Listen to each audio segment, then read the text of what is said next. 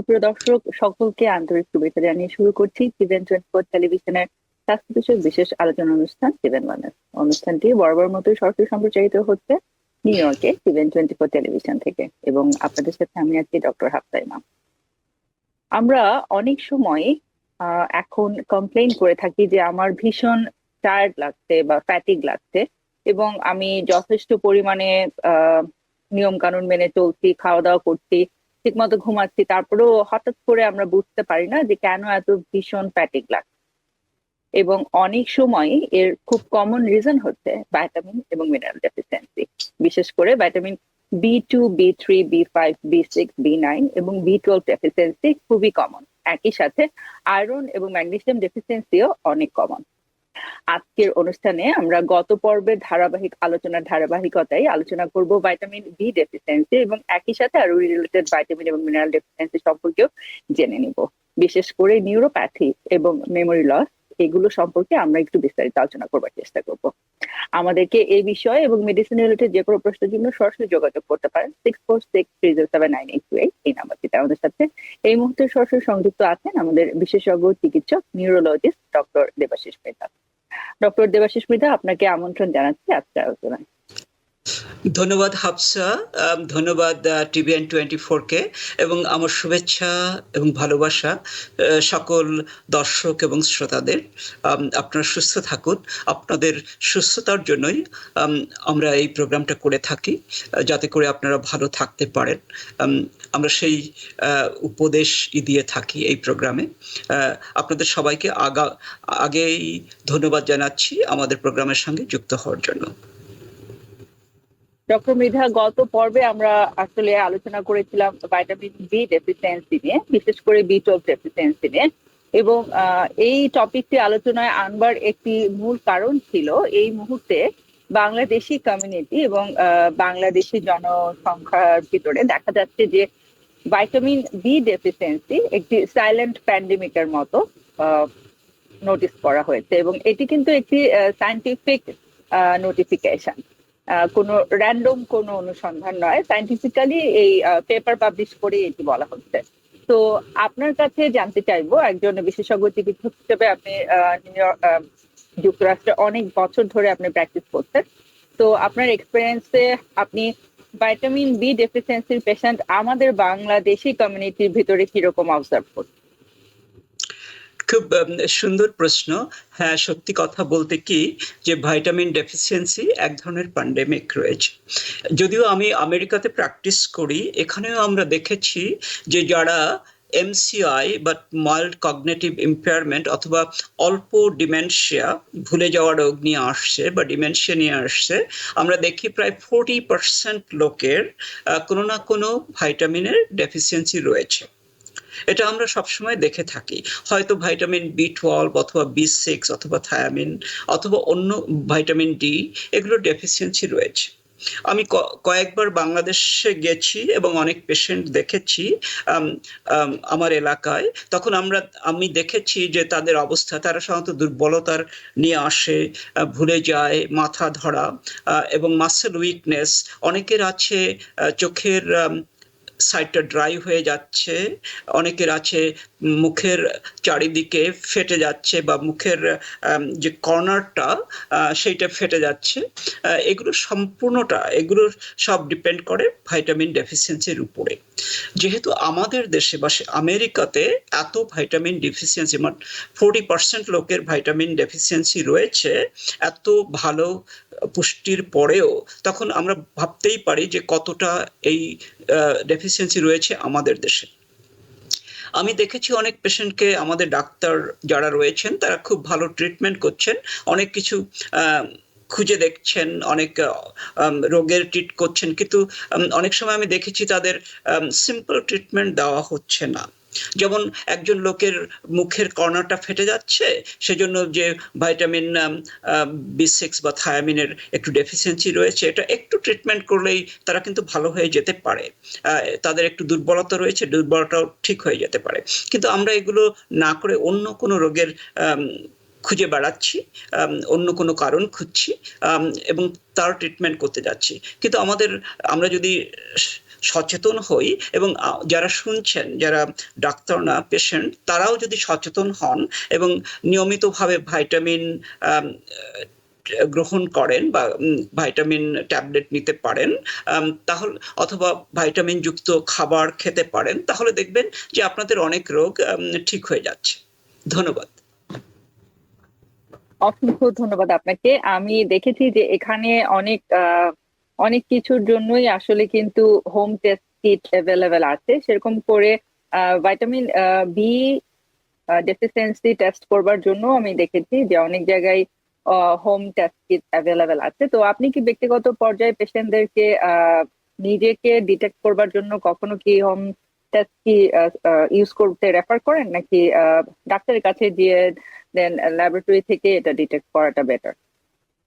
আমরা নিজেরাই অর্ডার করি, আমাদের অফিস থেকেই আমরা সব ভাইটামিন গুলো অর্ডার করি। অনেক সময় আমরা থায়ামিন অ্যান্ড B6 অর্ডার করি না, কারণ আমরা যখন ভাইটামিন বি কমপ্লেক্স দেই ওর ভিতরে থাকে, কিন্তু ভাইটামিন B6টা আমরা অর্ডার করি, B12 সবসময় অর্ডার করি, ফলিক অ্যাসিডটা সবসময় অর্ডার করি, ভাইটামিন এ আমরা অর্ডার করি না, কে আমরা অর্ডার করি না, কিন্তু অন্য সবগুলো আমরা সবসময়, ভাইটামিন ডি সবসময় অর্ডার করি আমরা।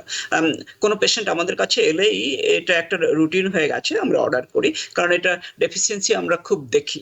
বিশেষ করে যদি কারোর ক্রোনস ডিজিজ থাকে, যদি কারোর মাথা ধরা থাকে, দুর্বলতা থাকে, যদি কারোর গ্যাস্ট্রিক বাইপাস সার্জারি হয়ে থাকে, বা স্লিপ অ্যাপনিয়া থাকে, বা মাইল্ড ফরগেটফুলনেস হয়ে থাকে, তবে আমরা প্রায় প্রত্যেকেরই এই ভাইটামিনগুলো আমরা অর্ডার করে থাকি এবং টেস্ট করি, তারপরে ট্রিট করি অ্যাকর্ডিং টু।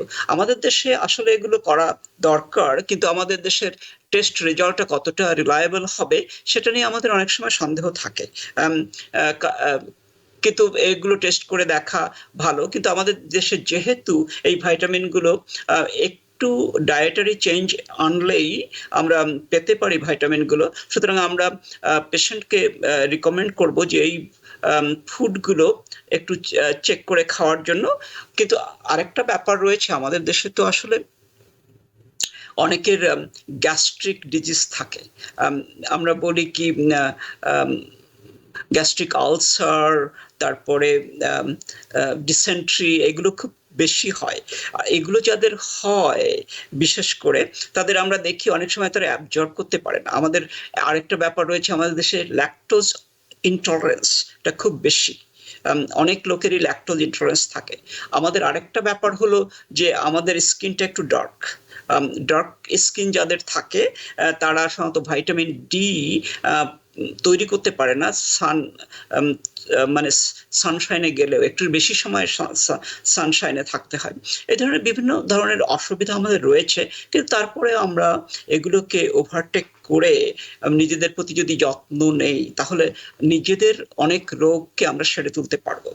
আমরা অনেক সময় দেখেছি যারা ফরগেটফুলনেস হয়ে যাচ্ছে, তাদের গাট প্রবলেম, যে মানে ইন্টেস্টাইনে প্রবলেম রয়েছে, এবং আমাদের দেশে একটা এই সমস্যাটা অনেক বেশি। আমি যাদের দেখেছি তাদের জন্য, তখন আমরা অনেক সময় প্রেসক্রাইব করি বা রিকমেন্ড করি প্রোবায়োটিক্স নামে এক ধরনের ওষুধ রয়েছে, যেটা গাট প্রবলেমকে, ইন্টেস্টিনাল প্রবলেমটাকে অনেকটা ভালো করে দেয়। সেই জন্য আমরা অনেক সময় আজকাল যেটা আমরা দেখছি যে আর্লি ডিমেনশিয়া, মানে যাদের মাইল্ড ডিমেনশিয়া হচ্ছে বা ফরগেটফুলনেস হচ্ছে, তাদের আমরা অনেক সময় প্রোবায়োটিক্স প্রেসক্রাইব করি এবং অনেক বেনিফিট তারা পায়। ধন্যবাদ।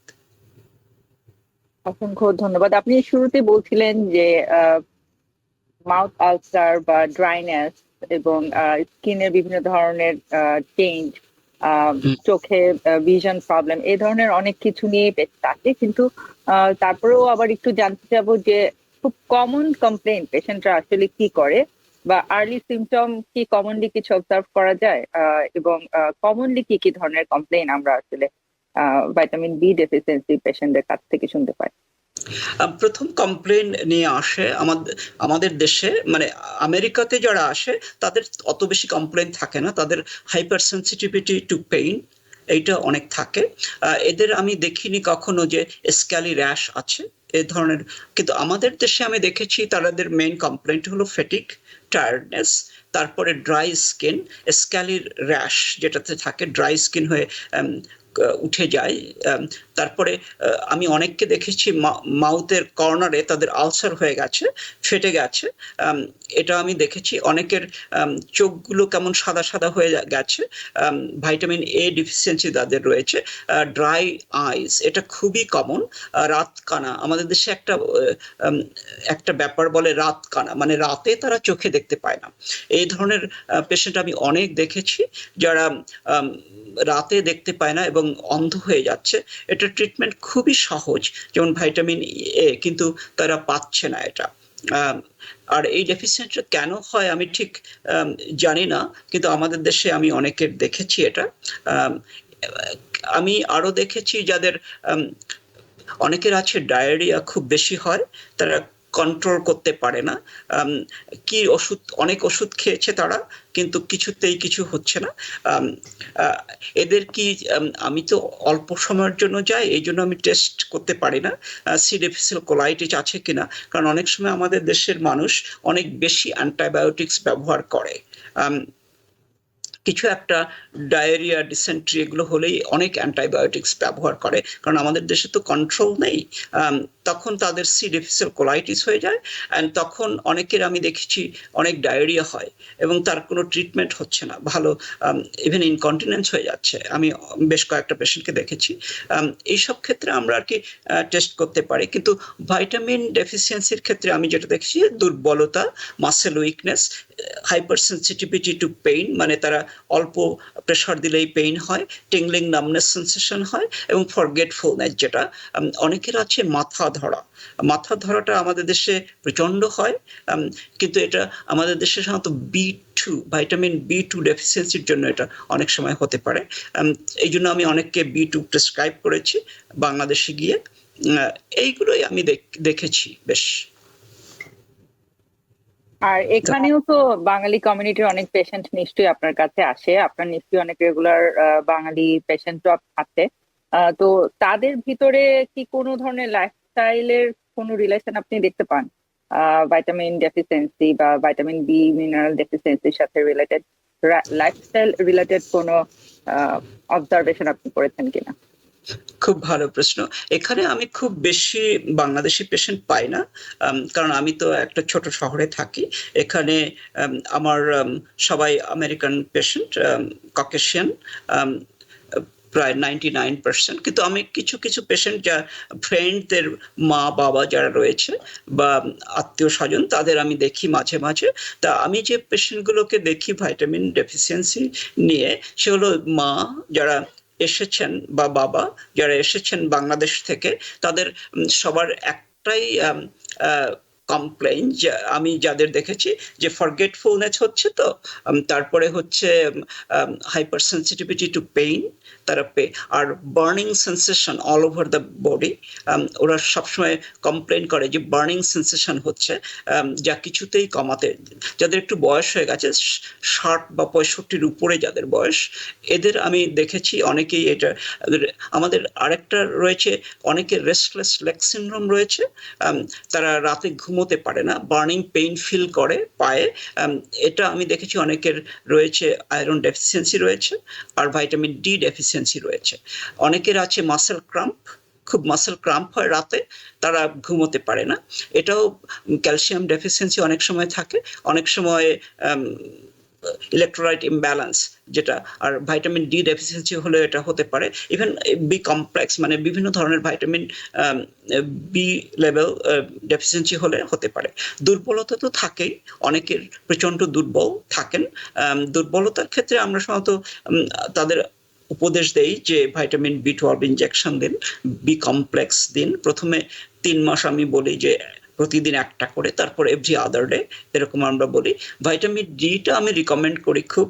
এখন বেশ আমার যারা দেখছি তারা বেশ সচেতন হয়ে গেছে, ভাইটামিন ডিটা এনারা খান, কারণ আমাদের যেহেতু আমরা ভাইটামিন ডি তৈরি করতে পারি না এখানকার রোদে গেলেও, আমাদের যেহেতু আমাদের ডার্ক স্কিন একটু, এই জন্য আম, এরা বেশ ভালোই করছে, কিন্তু এখনো দুর্বলতা রয়েছে, ফরগেটফুলনেসটা হয়ে যাচ্ছে। ফরগেটফুলনেস যাদের রয়েছে তাদের আমি অনেক সময় বলি, আম, যাদের আর কি বাথরুমে যেতে পারে না, পায়খানা করতে অসুবিধা হয়, রেগুলারিটি নেই, এ ধরনের যাদের রয়েছে তাদের আমি অনেক সময় প্রোবায়োটিক্সটা বলি যে আপনারা এটা নিতে পারেন, অনেক উপকার হবে। অনেকে নিচ্ছেন এবং বেশ উপকার পাচ্ছেন। ধন্যবাদ। অসংখ্য ধন্যবাদ। আপনি প্রোবায়োটিক্স এর কথা রিপিটেডলি বলছেন। আমি লাইফস্টাইলের কথা আসলে এই জন্য জিজ্ঞেস করলাম যে এই সময় বিশেষ করে ইয়াং জেনারেশন এবং ফিমেলদের ভিতরে খুব কমনলি আসলে যেটা আমরা অবজার্ভ করি যে ওয়েট লসের ব্যাপারে সবাই অনেক বেশি কনসার্ন এবং একটি হেলদি ডায়েট মেনটেন করবার পরিবর্তে অনেক সময় দেখা যায় যে আনহেলদি ওয়েতে ওয়েট লসের প্রতি আসলে অনেকে হয়তোবা ঝুঁকে যান এবং হয়তোবা সে নিজে বুঝতেও পারেন না যে তিনি যেভাবে ওয়েট লস করবার চেষ্টা করছেন সেটি হয়তোবা আনহেলদি একটি ওয়ে। এবং আমরা এখন কমনলি আরো একটি জিনিস যেটি ইউএসএ তে দেখা যায় যে অ্যানোরেক্সিয়া একটি প্রবলেম হয়ে দাঁড়িয়েছে এই জেনারেশনে ফিমেলদের ভিতরে বিশেষ করে। এবং যেখানে আসলে হয়তোবা অনেক পেশেন্টই একদম ভেজিটেরিয়ান বা ভেগান ডায়েটে চলে যাচ্ছে এবং কমপ্লিট সোর্স আমরা যদি বলি যে অ্যানিমাল সোর্সের যে কোনো ধরনের ফিশ মিট এগুলো কমপ্লিটলি তারা অ্যাভয়েড করছে। কিন্তু আমরা জানি যে ভাইটামিন বি কিন্তু আসলে অ্যাবসলিউট সোর্স হচ্ছে অ্যানিমাল প্রোটিন, যেটা হচ্ছে ফিশ মিট এগুলো থেকে। বিশেষ করে বিফের ক্ষেত্রে আমরা বলে থাকি যে বিফ লিভার এবং বিফ এগুলো হচ্ছে খুব একটি high source of vitamin B. তো আসলে অনেকে কিন্তু না বুঝেই ভাবেন যে আমি যদি কমপ্লিটলি প্রোটিন অ্যাভয়েড করি তাহলে আমি খুব সহজেই ওয়েট লস করতে পারবো। এবং সেখান থেকে দেখা যায় যে সিভিয়ার ভাইটামিন ডেফিসিয়েন্সি হয়ে সাথে আরো অনেক রিলেটেড ভাইটামিন মিনারেল ডেফিসিয়েন্সিতেও চলে যান এই ধরনের পেশেন্টরা।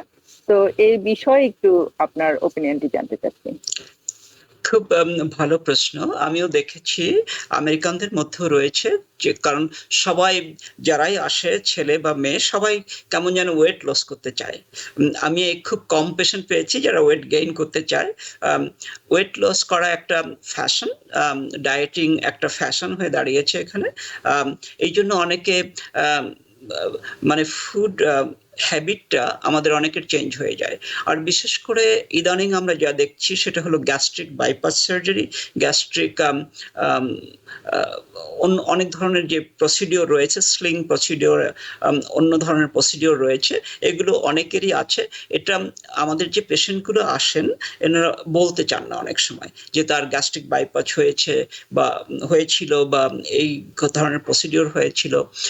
এবং তাদের অনেক রোগ নিয়ে আসে, যে তাদের মাসেল ক্রাম্প নিয়ে আসে। আমি একটু পরে আপনার কাছে ফেরত আসছি, আমাদের সাথে একজন পেশেন্ট আছে, চলে যাচ্ছি দর্শকের প্রশ্নে। দর্শক কে বলছেন, আপনার পরিচয় দিয়ে প্রশ্নটি করুন। জি, আসসালামু আলাইকুম। ওয়ালাইকুম জি, আমার আসসালাম। নাম রাশেদ, আমি বাকুলা থেকে বলছিলাম। জি আমি আমার আব্বার ব্যাপারে একটু বলতে চাচ্ছি। জি অবশ্যই। ওনারও অনেক কনস্টিপেশন হয়, যে কারণে ল্যাকোটোলোজ সোডিয়াম সলিউশন ইউএসপি এটা ডাক্তার তাকে দিছে। উনি 2 দিন পর পর খান। তো এখন উনি একটা ওই পালমোনারি ডাক্তার ওফেজ নামে একটা ওষুধ দিছে, ওটা খাইলে ডায়রিয়া হওয়ার কথা, কিন্তু ওখানে হচ্ছে না। কিন্তু তারপরেও তার কনস্টিপেশন খুবই। এখন ল্যাকটোলোজ এটা উনি কন্টিনিউ খাচ্ছেন 2 দিন পর পর, 2 চামচ 3 চামচ করে, তখন তার বাথরুমটা হয়। এখন এই 2 বার থেকে বাথরুম অনেক বেশি হবে, 5-6 বার 7-8 বার। এখন এটার সমাধান কি? হাফসা, তুমি প্রশ্নটাকে আবার করো একটু আমাকে, আমি ঠিক উনি বুঝতে পারি। বলছে যে যিনি ফোন করেছেন উনি বলছেন যে ওনার বাবা কনস্টিপেশনের পেশেন্ট, তো ওনাকে ল্যাকটোলোজ প্রেসক্রাইব করা হয়েছে। কিন্তু উনি সেটা প্রতি 2 দিন পর পর ল্যাকটোলোজটা ট্রাই করেন এবং যখন উনি ল্যাকটোলোজ খাচ্ছেন তখন ওনার রেগুলার ডেফিকেশন হচ্ছে, বাট কনস্টিপেশনটা আসলে অল্টারনেটিভলি হচ্ছে যেহেতু সে 2 দিন পর পর খাচ্ছেন বললেন। এবং ওনাকে পালমোনোলজিস্ট ওপেজও সাজেস্ট করেছে। হ্যাঁ, তো উনি বললেন যে কিন্তু এটা ওনাকে হেল্প করছে না, মানে নর্মাল ডেফিকেশন হওয়ার ব্যাপারে। সলিউশনটা হচ্ছে না। তো আমি জানি যে ব্যক্তিগত প্র্যাকটিস থেকে বাংলাদেশে কিন্তু আমরা ল্যাকটুলোজ আসলে এভরিডে প্রেসক্রাইব করতাম এবং দুবেলা করেই করতাম। তো উনি বললেন যে 2 দিন পর পর ডাক্তার এখানে ওনাকে বলেছেন, এবং 2 দিন পর পর যখন খাচ্ছেন তখন নর্মাল হচ্ছে। আবার লাস্টলি বললেন যে রিসেন্টলি মনে হয় ল্যাকটুলোজ খাওয়ার পরে মনে হয় একটা কনস্ট্যান্ট একটা ডায়রিয়ার মতো হয়েছে আর কি। তো আপনার সাজেশনটা জানতে চাচ্ছিলেন, সলিউশনটা কি করবেন ওনারা? ল্যাকটুলোজ তো ডায়রিয়ার জন্য দেওয়া হয়, তাই না? আমি তো কনস্টিপেশনের ল্যাকটুলোজ পেশেন্টকে, জি, কনস্টিপেশনের পেশেন্টকে দেয়া হয় আর কি, ডেফিকেশনটা নরমাল করবার জন্য আর কি। নর্মাল, যেহেতু এই হচ্ছে সিম্পল প্রোবায়োটিকটা খেয়ে দেখতে পারেন, তাহলে রেগুলার হয়ে যাবে। প্রত্যেকদিন একটা করে খেলে আমার মনে হয় বল মুভমেন্টটা ঠিক হয়ে যাবে। হ্যাঁ, তাহলে আর ওই ডায়রিয়া বা কনস্টিপেশন দুটোই অ্যাভয়েড করা যাবে। হ্যাঁ, আর কোলেস নাম করে একটা মেডিসিন আছে, কোলেস, এটাও খেতে পারে যদি তাহলে সফট, এটা স্টুলটাকে সফট করে দেয়। না, এবং উনি সেটাই বললেন যে ওই মেডিসিনটা ওনার বাবাকে দিয়েছে, কিন্তু সেটা ওনাকে কোনোভাবে হেল্প করছে না।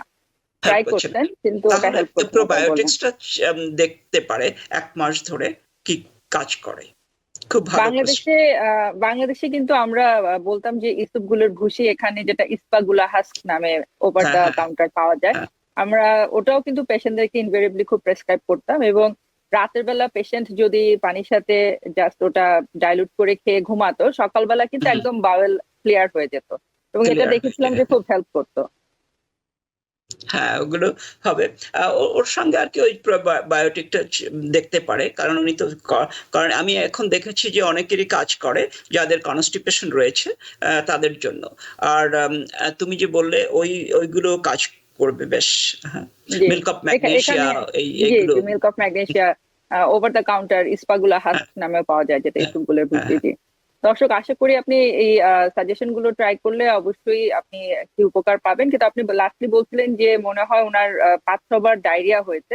তো যদি মনে করেন যে বেশি পরিমাণে ফ্লুইড শরীর থেকে বেরিয়ে গিয়েছে, তাহলে অবশ্যই ওরসালাইন আপনি একই সাথে একটু ওনাকে দিয়ে দিলে আহ, ভালো হবে, বা ইলেকট্রোলাইট ড্রিঙ্কস গুলো।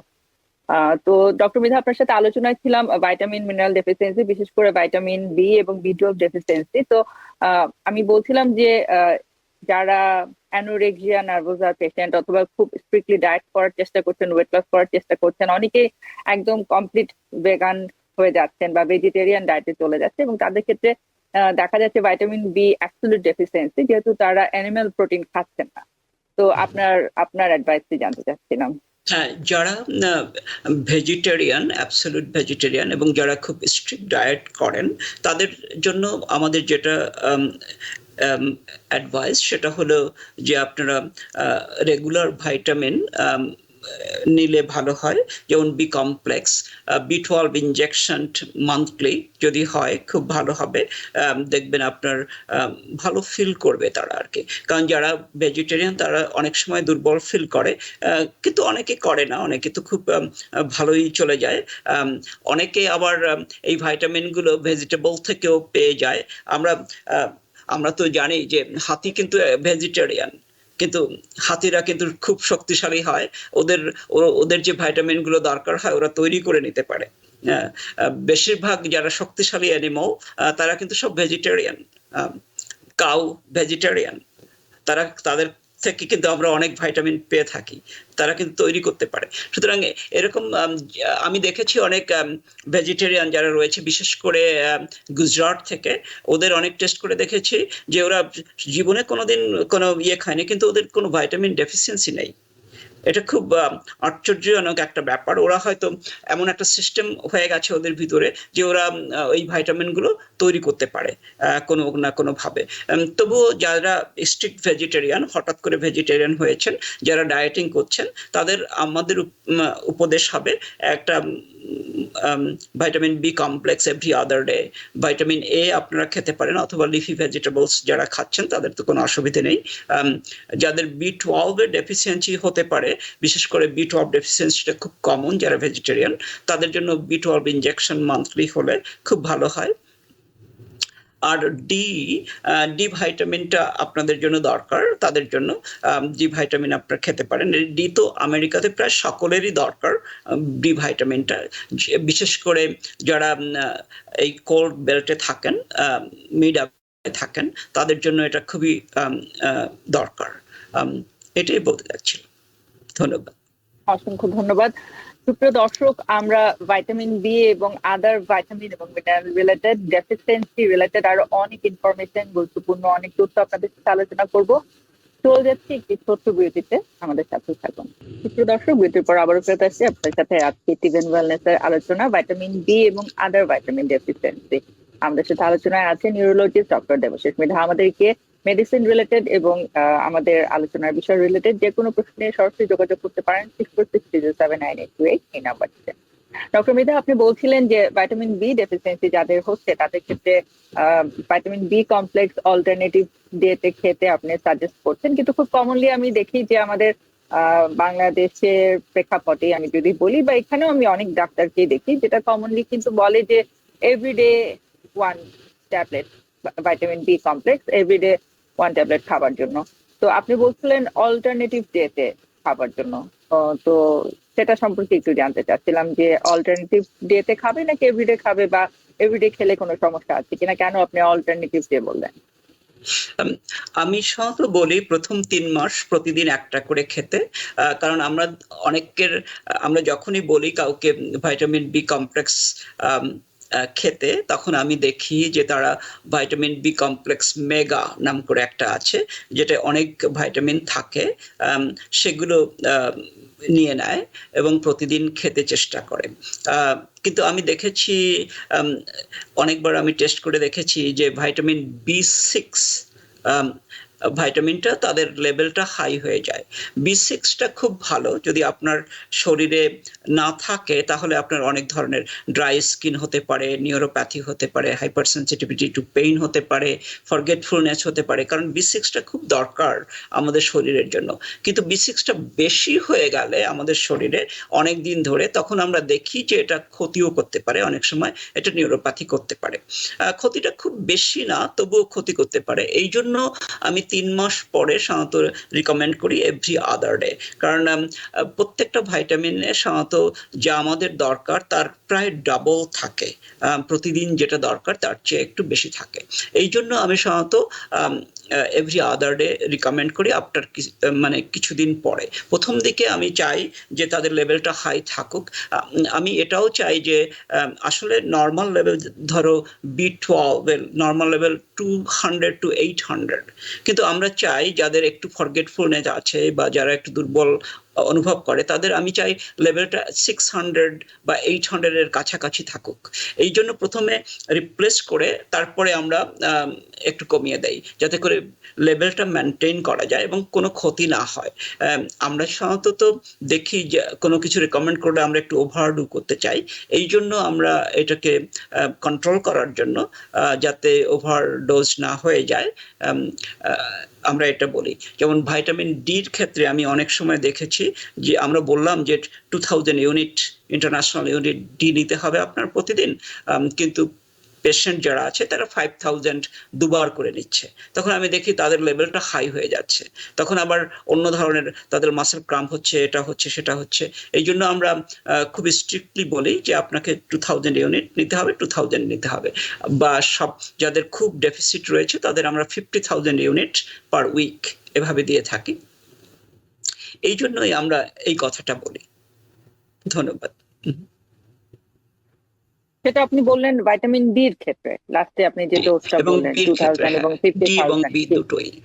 হ্যাঁ, কিন্তু বি আপনি বললেন যে ইনিশিয়ালি এভরিডে প্রথম 3 মাস এবং তারপরে এভরি অল্টারনেটিভ ডেতে পেশেন্ট কন্টিনিউ করতে পারে, যাদের ক্ষেত্রে ডেফিসিয়েন্সি এবং বিশেষ করে মেমোরি লস এবং টিংলিং নামনেস এই ধরনের সমস্যাগুলো কমনলি অবজার্ভ করা যায়। যাদের ভেরি ভেরি স্কারভি বা এই ধরনের রোগ আছে, ড্রাই স্কিন, স্ক্যালিং স্কিন, যাদের মুখের দু সাইড ফেটে যাচ্ছে, যাদের ফরগেটফুলনেস হচ্ছে, যাদের মাসেলটা কামড়াচ্ছে, যাদের হাইপার সেন্সিটিভিটি টু পেইন হয়ে যাচ্ছে, যাদের ফরগেটফুলনেস হচ্ছে, এদের সকলকে আমরা এইভাবে বলি আর কি। বিশেষ করে আমাদের মা বাবা যারা আমাদের দেশ থেকে আসছেন, তাদের এইটা খুব বেশি হয়। এই জন্যই ওনাদের জন্য আমি এগুলো বলে থাকি। আপনি আগের দিনও বলেছিলেন যে যাদের মেমোরি লসের একটি প্রবলেম নিয়ে আসছে, যে রিসেন্ট মেমোরি লস হচ্ছে, কোথায় ফোন কোথায় রাখলো, অথবা একটি কাজ করতে করতে একটি হাতের একটি কাগজ বা একটা ইম্পর্টেন্ট ডকুমেন্ট কোথায় রাখলো, পরবর্তীতে একটু পরে সে সেটা মনে করতে পারছে না বা খুঁজে পাচ্ছে না, এরকম খুব এভরিডে ইস্যু গুলো নিয়ে যারা স্ট্রাগল করছে তাদের ক্ষেত্রে একটি কমন অবজারভেশন দেখা যাচ্ছে ভিটামিন ডি ডেফিসিয়েন্সি। এবং একই ক্ষেত্রে আননোন কজ অফ ফ্যাটিগ, সেটাতেও দেখা যাচ্ছে যে খুব কমন একটি ইস্যু হচ্ছে ভিটামিন বি ডেফিসিয়েন্সি। এবং আপনি বলছিলেন যে এই ধরনের পেশেন্টকে ভিটামিন বি ইনজেকশন দিয়ে আপনি খুব ভালো রেসপন্স অবজার্ভ করছেন। তো ভিটামিন বি ইনজেকশন কি ডোজে আপনি রেফার করছেন? খুব ভালো প্রশ্ন। যাদের এই ধরনের সমস্যা রয়েছে, যারা আমরা বলি মাইল্ড কগনিটিভ ইম্পেয়ারমেন্ট, এমসিআই যাদের হয়েছে বা এই ধরনের ভুলে যাচ্ছেন, তাদের জন্য আমরা যে ইনজেকশনগুলো দিয়ে থাকি সেটা হলো B12 ইনজেকশন আমরা দেই। তারপরে অনেক সময় বি কমপ্লেক্স ইনজেকশন দেই, কিন্তু খুব রেয়ারলি। বি কমপ্লেক্স ইনজেকশনটা একটু পেইনফুল হয়ে থাকে, এই জন্য আমরা দেই না। সাধারণত আমরা রিকমেন্ড করি বি কমপ্লেক্স নেওয়ার জন্য। তাদের আমরা এখন যেটা দেই সেটা আমরা অনেক সময় আমরা প্রোবায়োটিক্সটাও একটু দেই, কারণ এখন দেখছি যে প্রোবায়োটিক্সটা বেশ উপকার করে এমসিআইটাকে, রিয়াল ডিমেনশিয়া হতে প্রিভেন্ট করে অনেক সময়। বেশ আমরা 30% বেনিফিট দেখতে পাচ্ছি, এই জন্য আমরা এটাও দেই। তারপরে অন্য ভাইটামিনগুলোর লেভেল আমরা চেক করি, যেমন ভিটামিন ডি। যে ভিটামিন ডি ডেফিসিয়েন্সি হলে অনেক সময় ফরগেটফুলনেস হতে পারে, সেজন্য আমরা ভিটামিন ডিটা দেই। আর একটা ভিটামিন আছে ভিটামিন কে, এটাও আমরা অনেক সময় দেই। ভিটামিন কেটা আমাদের সার্কুলেটরি প্রসেসটাকে সতেজ রাখে। যদি আমরা মনে করি যে কারোর মাইল্ড স্ট্রোক হতে পারে, যা আমরা বলি small vessel disease, subcortical small vessel disease, যাদের আমরা দেখি এমআরআই করে আমরা যদি দেখি যে তাদের ছোট্ট ছোট্ট অনেক স্ট্রোক হয়েছে বা স্মল ভ্যাসেল ডিজিজ হয়েছে, তাদের জন্য আমরা একটা বেবি অ্যাসপ্রিন প্রেসক্রাইব করি। এইভাবে বিভিন্ন ভাবে আমরা প্রিভেন্ট করার চেষ্টা করি। এখন তো আমরা জেনেটিক টেস্ট করি, জেনেটিক টেস্ট করে দেখি তাদের জেনেটিক মার্কআপটা কেমন, তাদের ফ্যামিলি হিস্টোরিটাকে আমরা স্টাডি করি। যাদের ফ্যামিলি হিস্টোরি রয়েছে, যাদের ফ্যামিলি হিস্টোরিতে রয়েছে যে ডিমেনশিয়া রয়েছে, ফার্স্ট ডিগ্রি রিলেটিভ আর সেকেন্ড ডিগ্রি রিলেটিভ, যারা যেমন বাবা মায়ের যদি থাকে, ভাইয়ের যদি থাকে, বোনের যদি থাকে, তখন আমরা ধরে নেই তার সম্ভাবনাটা একটু বেশি থাকে। তখন আমরা অনেক সময় জেনেটিক টেস্টিং করি এবং সেইভাবে আমরা প্রিভেন্ট করার চেষ্টা করি। কারণ আমরা তো জানি যে যদি ফার্স্ট ডিগ্রি রিলেটিভের এই ধরনের রোগ থাকে এবং যিনি আসছেন আমাদের কাছে তারও এই সমস্যাগুলো হচ্ছে, একটু একটু ফরগেটফুলনেস হচ্ছে, তবে তার সম্ভাবনা এই ডিজিজটা হওয়ার 90%। যদি তার জেনেটিক মার্কআপ এপোলাইপোপ্রোটিন E4 থাকে যদি কারোর, এবং এটা 2 অ্যালেল যদি থাকে, তাহলে তাদের সম্ভাবনা থাকে প্রায় 96%। এই জন্য আমরা তাদের ব্যাপারে খুব সচেতন হয়ে যাই এবং বিভিন্ন ধরনের ভাইটামিন, বিভিন্ন ধরনের ট্রিটমেন্ট আমরা দিতে চেষ্টা করি। ধন্যবাদ। অসংখ্য ধন্যবাদ। আপনি এখন বলছিলেন যে কিছুক্ষণ আগে যে ভিটামিন ডি জন্য কিন্তু আপনি 2000 to 50,000 পেশেন্টের সিচুয়েশনের উপর বেস করে সাজেস্ট করে থাকেন। তো উইন্টারে আমরা দেখি যে একটি খুব কমন অবজারভেশন হচ্ছে পেশেন্টদের ভিতরে ইনভেরিয়েবলি উইন্টার ডিপ্রেশন দেখা যায়, যেটা directly related to lack of sunlight. তো একই সাথে আমরা দেখি যে ভিটামিন বি ডেফিসিয়েন্সি থেকে অ্যাংজাইটি, ডিপ্রেশন, মেন্টাল ইরিটেবিলিটি, এই ধরনের সিচুয়েশন গুলো হচ্ছে। আবার ভিটামিন ডি ডেফিসিয়েন্সির সাথেও বলা হচ্ছে যে এই ধরনের সিচুয়েশন গুলো রিলেটেড। এখন কোনো পেশেন্ট যখন উইন্টারে উইন্টার ডিপ্রেশন ফিল করছেন, তাকে আমরা কমনলি প্রেসক্রাইব করি বা সাজেস্ট করি যে লাইট থেরাপি নেওয়ার জন্য, লাইট বক্স ইউজ করবার জন্য। তো এই ধরনের পেশেন্ট কি একই সাথে ভিটামিন বি বা ডি এগুলো কি ওই সময় সাজেস্ট করে থাকেন, নাকি পেশেন্টের অবশ্যই আগে টেস্ট করতে প্রেসক্রাইব করেন, যে আগে টেস্ট করে উনি লেভেল চেক করে তারপরে ভিটামিন গুলো নিবেন, নাকি উইন্টারে ইনভেরিয়েবলি সাজেস্ট করেন? খুব ভালো প্রশ্ন। আমরা সাধারণত হিস্টোরি নেই। হিস্টোরি নিয়ে দেখি যদি কোনো পেশেন্ট ইরিটেবিলিটি আছে, তাদের অ্যাংজাইটি আছে, তাদের মাসল ক্রাম্প আছে, মাসল বার্নিং আছে, হেডেক আছে, আর ফরগেটফুলনেসও হচ্ছে, তখন আমাদের ফ্যামিলি হিস্টোরি বা তার রিয়াল হিস্টোরি আমরা চেক করি যে তাদের কোনো সিলিয়াক ডিজিজ বা গ্যাস্ট্রোইন্টেস্টিনাল কোনো প্রবলেম আছে কিনা। যদি থাকে, তাদের গ্যাস্ট্রিক বাইপাস হয়েছে কিনা, তাহলে আমরা সেইভাবে ট্রিট করি। যদি দেখি যে তাদের এগুলো নেই, তখন আমরা জিজ্ঞাসা করি যে তারা প্রচুর মদ খায় কিনা। কারণ যাদের প্রচুর মদ খায় তাদের অনেক সময় থায়ামিন ডেফিসিয়েন্সি হয়ে যায়, তখন তাদের সাইকোলজিক্যাল পরিবর্তন হয়। এই জন্য আপনার আমরা সাথে তাদের আলোচনায় আবার অনেক ফেরত সময় আসছি, আমাদের সাথে একজন দর্শক আছে, আমি চলে যাচ্ছি দর্শকের প্রশ্নে। সুপ্রিয় দর্শক, কে আছেন? আপনার পরিচয় দিয়ে প্রশ্নটি করুন। জি, আসসালামু আলাইকুম। আমি নিউ জার্সি থেকে ইসমতারা বলছি। জি, আমার ওয়ালাইকুম একটু আসসালাম। জি, আমার সমস্যা যে আমি কিছু মনে রাখতে পারি না। তা আমি সিটিজেন পরীক্ষা দিব, আমি কিছু মনে রাখতে পারছি না। তো এই ক্ষেত্রে আমি কি করতে পারি যদি আমাকে বলতেন। আপনার যদি কোনো সমস্যা না থাকে, আপনার বয়স কত এবং আপনি আদার কোনো ওষুধ খাচ্ছেন কিনা বা অন্য কোনো অসুখ আছে কিনা এবং কতদিন ধরে এই সমস্যাটি এক্সপেরিয়েন্স করছেন, এগুলো যদি আপনি একটু শেয়ার করতে পারেন। হ্যাঁ, আমি 10-12 বছর আমার ছোট ছোট স্ট্রোক হয়েছে, যেটা ব্রেন স্ট্রোক। এর জন্য আমি বেবি অ্যাসপিরিন খাই 81। কিন্তু আস্তে আস্তে আমি এটা ভুলে যাচ্ছি, কোনো কিছুই মনে রাখতে পারছি না। এই 10 মিনিটের মধ্যে ভুল হয়ে যায়, এরকম কিছু। তাই এই ক্ষেত্রে কি করা যায়, কোনো ব্যবস্থা কি আছে? উনি খুব মনে হয় ট্রানজিয়েন্ট ইসকেমিক অ্যাটাক বললেন যে গত 10 বছর ধরে এক্সপেরিয়েন্স করেন, কোন মেমোরি ডেফিসিয়েন্সি এক্সপেরিয়েন্স করতেন। জি, আপনার সাজেশন।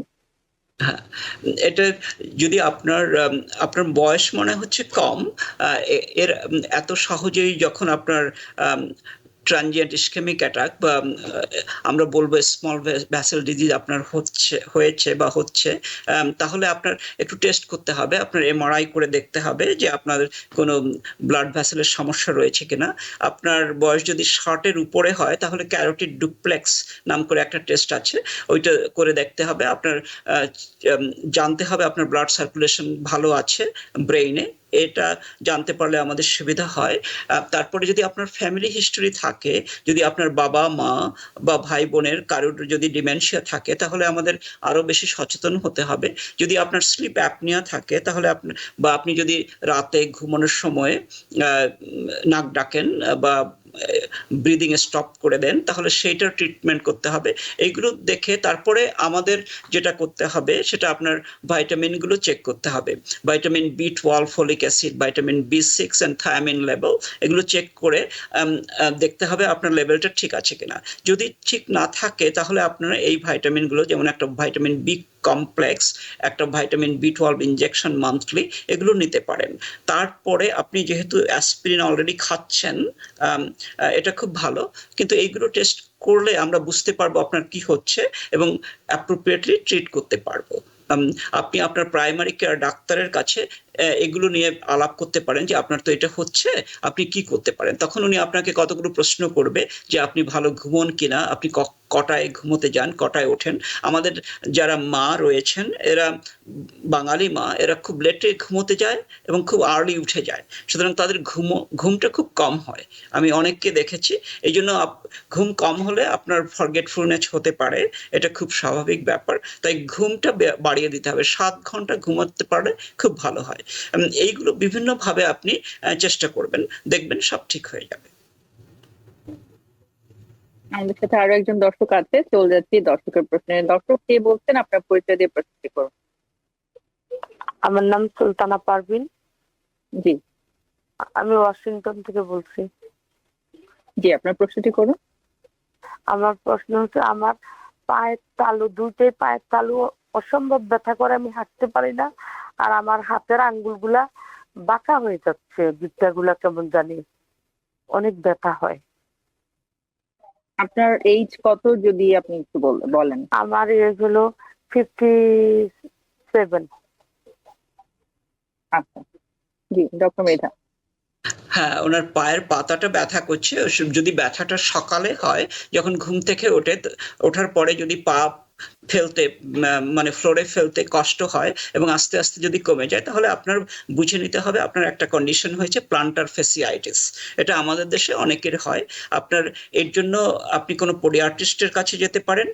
প্রথম দিকে আপনি কতগুলো ন্যাপ্রোসেন, ধরুন 2টো ন্যাপ্রোসেন দুবার করে যদি খান খাবার সঙ্গে 7 দিন ধরে, তাহলে অনেক সময় ঠিক হয়ে যেতে পারে। যদি এটা ঠিক না হয়, তাহলে আপনার পোডিয়াট্রিস্টের কাছে যেতে হবে, আপনার জুতো চেঞ্জ করতে হবে। যদি আপনি আরো উনি বলেছেন আসলে আপনার উনি বলেছে যে পায়ের পাতা বাঁকা হয়ে আসে সকালবেলা এবং পা জ্বলে, এটা বলছেন। হ্যাঁ, পা জ্বলে এবং তাহলে ওনার হয়তো ভাইটামিন ডেফিসিয়েন্সি রয়েছে, যেমন ক্যালসিয়াম ডেফিসিয়েন্সি হলে এরকম স্পাজম হতে পারে, থায়ামিন ডেফিসিয়েন্সি হলে হতে পারে পাটা স্পাজম, মাসেল স্পাজম যেটাকে বলে। আপনি লেগ ক্রাম্প নামে একটা মেডিসিন আছে ওভার দ্য কাউন্টার, ওটাকে বলে leg cramp, just leg cramp. ওটা আপনি যদি ব্যবহার করেন, এই লেগ ক্রাম্পটা কমে যাবে। আর আপনি ডাক্তারের কাছে গিয়ে যে ভাইটামিনগুলোর কথা আমরা এত সময় বলেছি, এইটা টেস্ট করে দেখতে পারেন আপনার কোনটা ডেফিসিয়েন্সি রয়েছে কিনা। যদি আপনার ভাইটামিন ডি ডেফিসিয়েন্সি থাকে, তাহলে এটা হতে পারে, লেগ ক্রাম্পটা হতে পারে। আর আপনি বলেছেন আঙুলগুলো বাঁকা হয়ে গেছে। না, পাটা বাঁকা হয়ে আসে এবং পায়ের পাতা জ্বলে, জলে বার্নিং তাহলে আপনি ওইটা করতে পারেন। আপনি এখনই বি কমপ্লেক্সটা নিতে পারেন, খেয়ে নিতে পারেন প্রতিদিন, ভাইটামিন ডি খেয়ে নিতে পারেন এবং এগুলো টেস্টও করে নিতে পারেন সঙ্গে সঙ্গে। এটা খুব সহজেই ট্রিট করা যায়, কিন্তু আপনাকে প্রথমে এই টেস্টটা করতে হবে, তারপরে আপনাকে ওষুধ দিতে হবে, দেখবেন ঠিক হয়ে যাবে। ধন্যবাদ। অসংখ্য ধন্যবাদ। সুপ্রিয় দর্শক, আমাদের সাথে আরো একজন দর্শক আছে। চলে যাচ্ছি প্রশ্নে, আমরা চলে এসেছি আসলে অনুষ্ঠানের প্রায় শেষ পর্যায়ে। যে দর্শক আপনার পরিচয় দিয়ে প্রস্তুতি করুন। হ্যাঁ, আসসালামু আলাইকুম আপা। জি, ওয়ালাইকুম আমার আসসালাম। জি, প্রশ্নটা প্রস্তুতি হচ্ছে করুন। আপা, আমার প্রশ্নটা হচ্ছে আপা, আমার মাথায় সবসময় না খুব উল্টাপাল্টা চিন্তা ঘুরে, বুঝছেন? তো আমি B12 B6 এর সাথে কি আমি অশ্বগন্ধা খেতে পারবো? মানে বা B12 B6 কে আমি প্রতিদিন একটা করে খেতে পারবো? আমাকে যদি বলেন তাহলে একটু ভালো হয় আপু। Thank you. হ্যাঁ, কোনো অসুবিধা নেই। অশ্বগন্ধা খেতে অসুবিধা নেই। বি কমপ্লেক্স B12 এর সঙ্গে অনেক সময় এটা একসঙ্গেও পাওয়া যায়, সেটাও খেতে পারেন, কিন্তু কোনো অসুবিধা নেই অশ্বগন্ধা খেলে। এটা আপনার উপকার হতে পারে। উনি বলছিলেন যে মাথায় খুব এলোমেলো আনএক্সপেক্টেড। জি, জি, এটা কি আপনি কিছু সাজেস্ট করবেন বা কারোর কাছে রেফার করবেন কিনা? এলোমেলো চিন্তা এলে এটা সাধারণত টেনশন থেকে হতে পারে বা স্ট্রেস থেকে হতে পারে। এখন যেটা রেফার করার জন্য আমরা সাধারণত জিজ্ঞাসা করতে হবে ফ্যামিলি হিস্টোরি, কোনো কারোর কি সাইকিয়াট্রিক প্রবলেম আছে কিনা। যদি থাকে তাহলে একজন সাইকিয়াট্রিস্ট দেখাতে হবে। যদি না থাকে তাহলে প্রথমে ভুলে যাওয়া যদি থাকে এবং তারপরে যদি এলোমেলো চিন্তা আসে, তখন রেগুলার ডাক্তারের কাছে জিজ্ঞাসা করে এটা চেক করা যেতে পারে। যদি কখনো লস অফ কনসাসনেস হয়ে থাকে এই এলোমেলো চিন্তার সঙ্গে, তাহলে একটা ইইজি করে দেখা যেতে পারে। ইইজি হলো ইলেকট্রোএনসেফালোগ্রাম, যে কি হয়েছে। আর যদি এগুলো কাজ না করে, তাহলে একজন সাইকিয়াট্রিস্টের সঙ্গে আলাপ করা যেতে পারে বা একজন সাইকোলজিস্টের সঙ্গে।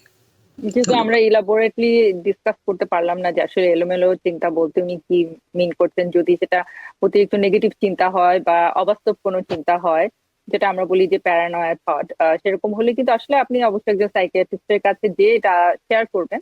এতে লজ্জার বা আসলে অস্বস্তি বোধ করবার কিছু নেই। এটি আমাদের যে কোনো কারোরই হতে পারে এবং যে কোনো সময় যে কোনো সিচুয়েশন। এবং ডক্টর মৃধা যেরকম বললেন যে অতিরিক্ত স্ট্রেস থেকে কিন্তু এটা খুবই কমন হওয়াটা। সুতরাং অবশ্যই উচিত হবে একজন সাইকিয়াট্রিস্টের সাথে আলোচনা করে আপনার সিচুয়েশনটি একটু ইভালুয়েট করে নেওয়া। এটা শুধুমাত্র যে ভাইটামিন মিনারেল ডেফিসিয়েন্সির সাথে রিলেটেড সেরকমটা নাও হতে পারে। ডক্টর মৃধা, আমরা চলে এসেছি আলোচনা শেষ পর্যায়ে। আপনি বলছিলেন যে উইন্টার ডিপ্রেশনে কি ভিটামিন বি ডি ইনভেরিয়েবলি খাওয়া উচিত কিনা। আমি আপনাকে খুব সংক্ষেপে বলবো যে এটার উত্তর দিয়েই আমরা অনুষ্ঠান শেষ করে ফেলবো। হ্যাঁ, উইন্টার ডিপ্রেশন হলে লাইট এক্সপোজার, তুমি যে লাইট এক্সপোজারের কথা বলেছো, এখন এদেশে খুব চলছে রেড লাইট থেরাপি। অনেকে আমরা প্রেসক্রাইব করে থাকি যাদের ফরগেটফুলনেস আছে, যাদের ওই যে এলোমেলো চিন্তা, যাদের মাইল্ড কগনিটিভ ইম্পেয়ারমেন্ট রয়েছে, যাদের দুর্বলতা রয়েছে, আমরা অনেক সময় রেড লাইট থেরাপি দিয়ে থাকি, কারণ আমাদের লাইট এক্সপোজারটা তো এদেশে একটু কম, এই জন্য আমরা এটা দিতে পারি। উইন্টার সময় আমরা সবসময় বলি যে প্রত্যেকে একটা ভিটামিন B12 ইনজেকশন মান্থলি নিন, তাহলে আপনারা দেখবেন যে ফ্লু বা এই ধরনের রোগ থেকে একটু হলেও ভালো থাকবেন, হবে না, এটা আমরা বলি। আর ভিটামিন B কমপ্লেক্সটা মাঝে মাঝে খেলে কোনো ক্ষতি নেই, যাদের ডেফিসিয়েন্সি নেই তারাও খেতে পারেন, কারণ আপনারা প্রতি এভরি আদার ডে খেতে হবে তখন। এইভাবে আর কি এই সময় আমাদের ইমিউনিটিটা বাড়িয়ে দিতে হয়। এই জন্য আমরা অনেক সময় বলি green tea is very good. এটা অনেক সময় আমাদের ডিপ্রেশনটাকেও দূর করে দেয়, এটা খুব কাজে দেয়, কিন্তু চিনি দিয়ে না, গ্রিন টি খেলে ভালো হয়, এই আর কি। অসংখ্য ধন্যবাদ ডক্টর মৃধা। সুপ্রিয় দর্শক, সময়ের স্বল্পতায় আমরা চেষ্টা করেছি আপনাদের সাথে খুব কমন সিচুয়েশন গুলো এবং গুরুত্বপূর্ণ ইনফরমেশন গুলো শেয়ার করবার জন্য। আশা করি ইনফরমেশন গুলো যদি আমরা মেনে চলি তাহলে আসলে ভাইটামিন মিনারেল ডেফিসিয়েন্সির মতো খুবই কমন কিন্তু অনেক জটিল অবস্থা তৈরি হতে পারে এ ধরনের সিচুয়েশন গুলোকে এড়িয়ে চলতে। আমাদের সাথে এতক্ষণ সরাসরি সংযুক্ত ছিলেন neurologist doctor Debashis Mridha. Doctor Mridha, আপনার অত্যন্ত গুরুত্বপূর্ণ সময় এবং মূল্যবান ইনফরমেশন আমাদের সাথে শেয়ার করবার জন্য চিলেন পক্ষ থেকে আপনার প্রতি বিশেষ কৃতজ্ঞতা। ধন্যবাদ হাবছা, ধন্যবাদ জানাচ্ছি TVN 24-কে, এবং ধন্যবাদ জানাচ্ছি এবং শুভকামনা জানাচ্ছি সকল শ্রোতাদের, যে যেখানে বসে দেখছেন না কেন, আপনারা সবাই ভালো থাকুন, সুস্থ থাকুন এবং আনন্দে থাকুন।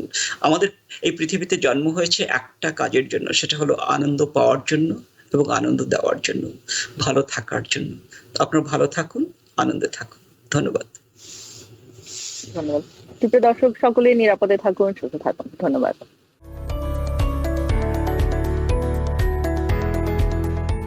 TVN 24 টেলিভিশন দেখতে আজই কল করুন 7187776556। লগ ইন করুন www.totalcablebd.com।